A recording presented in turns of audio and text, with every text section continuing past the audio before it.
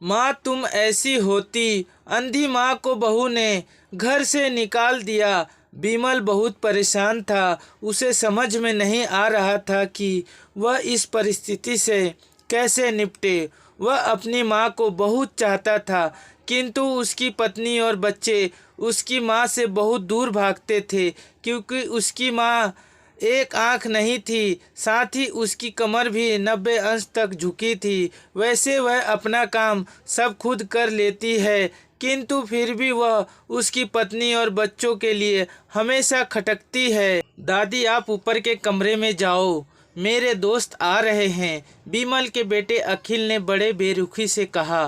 पर बेटा मैं तो बहुत दूर बैठी हूँ, बिमल की माँ ने बहुत प्यार से कहा। नहीं, आप उनके सामने मत रहो, वह मुझे चिढ़ाते हैं, अखिल ने जोर से डांटते हुए कहा। क्या हुआ अखिल, क्यों चिल्ला रहे हो? बिमल की पत्नी कामनी ने किचन से ही आवाज़ लगाई। देखो ना माँ, यह दादी यहीं ड्राइंग रूम में बैठी है और मेरे दोस्त आ रहे हैं, अखिल ने शिकायत भरे लहजे में कहा। माँ जी आप ऊपर चली जाओ, क्यों हम लोगों को लजवाती हो? कामनी ने बेटे का पक्ष लेते हुए कहा। बेचारी सरस्वती चुपचाप उठकर जीने के सहारे ऊपर जाने लगी।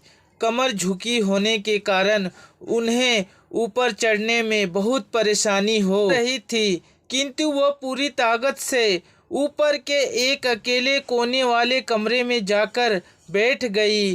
बिमल बाजू के कमरे से सब कुछ सुन रहा था। उसे कष्ट हो रहा था कि उसकी माँ को अपमानित होना पड़ रहा है, किंतु वह असहाय था। अगर वह कुछ कहता है तो पत्नी और बच्चे उसका विरोध करने लगते हैं। दूसरे उनके तर्क भी सही लगते हैं। चूंकि वह एक प्रशासनिक अधिकारी था, उसका सामाजिक स्तर बहुत ऊंचा था, उसकी ससुराल भी एक उच्च घराने में थी, अतः वह चुपचाप इस तरह हर दिन अपनी माँ को अपमानित होते देखता रहता था। रात को बिमल की पत्नी ने कहा, देखो जी अब कुछ करो, कल कलेक्टर साहब की पत्नी आई थी, माँ जी अपनी देसी धुन धारा में उनसे मिली, मुझे बहुत शर्म आ रही थी बताते हुए कि यह मेरी सास है। मैंने कह दिया कि दूर की रिश्तेदार है, इलाज कराने आई है। बिमल को रोना आ गया,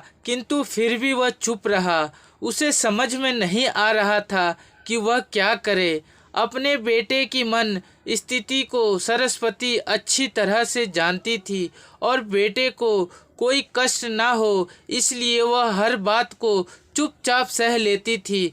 बिमल बहुत उदास रहने लगा। एक तरफ परिवार और सामाजिक स्तर पर जीने की प्रतिबद्धता थी, तो दूसरी ओर माँ। आखिर माँ से अपने बेटे की यह हालत नहीं देखी गई।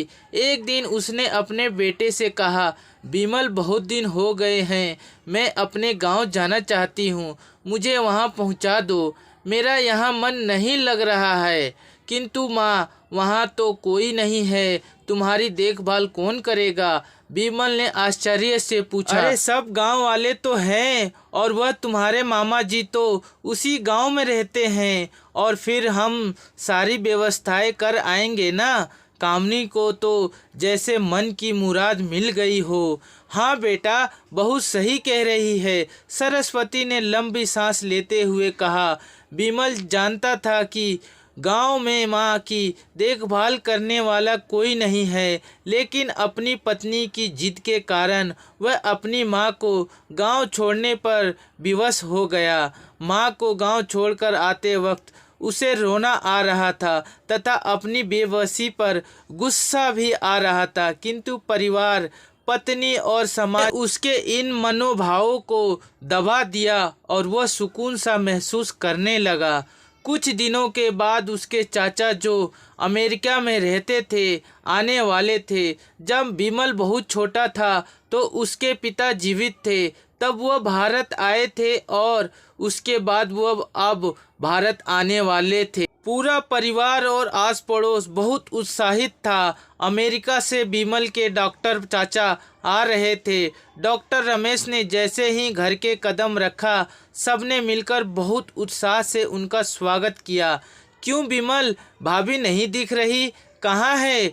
डॉक्टर रमेश ने उत्सुकतापूर्वक पूछा। जी वह गांव में रहती है, यहाँ उनका मन नहीं लगा, कामनी ने सपाट लहजे में उत्तर दिया। डॉक्टर रमेश ने विमल की ओर देखा तो विमल ने अपनी आंखें झुका ली।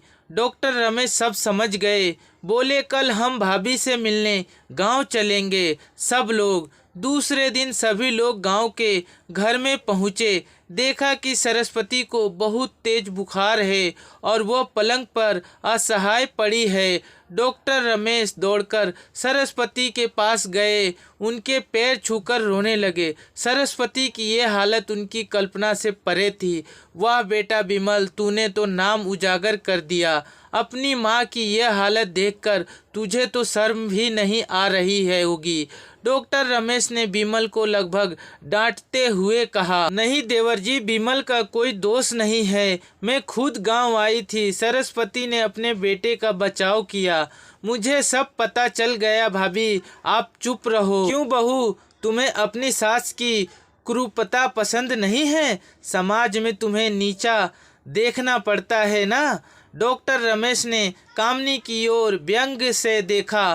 कामनी निरुत्तर होकर विमल को देखने लगी। आज तुम जिस सामाजिक स्तर पर हो वह इन्हीं के संघर्षों की देन है। और बेटा विमल, तुम्हें शायद मालूम हो कि बचपन में जब तुम 1 साल के थे तब छत से नीचे गिरने के कारण तुम्हारी एक आंख फूट गई थी और तुम्हारी रीढ़ की हड्डी में भी समस्या थी। तब तुम्हारी इस कुरूप माँ ने अपनी एक आंख और अपना बोन मैंने तुम्हें देकर इतना सुंदर स्वरूप दिया था।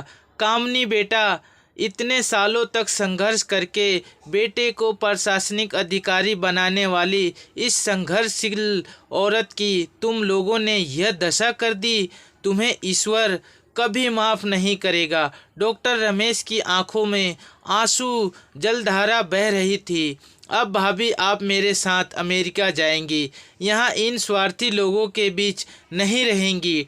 डॉक्टर रमेश ने सरस्वती से कहा। डॉक्टर रमेश जो उसके चाचा थे, उन्होंने जो राज बताया उसके बाद तो विमल को यही लग रहा था कि उससे ज़्यादा पापी इंसान इस दुनिया में कोई और है ही नहीं।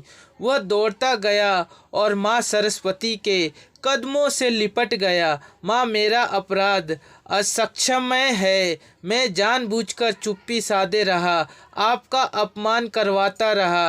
अब सिर्फ आप ही उस घर में मेरे साथ रहेंगी और कोई नहीं। विमल ने अगन्य दृष्टि से अपनी पत्नी और बच्चों को देखा।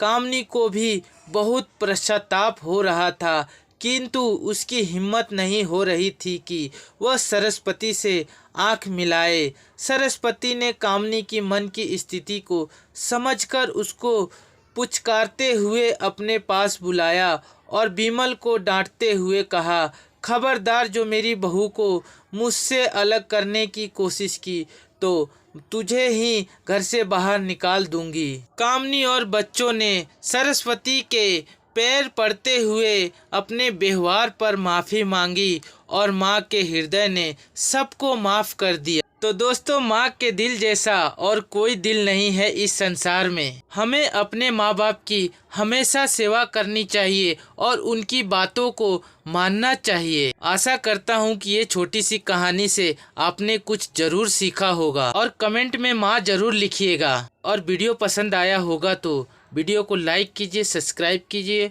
और शेयर कीजिए। अच्छे रहिए, स्वस्थ रहिए।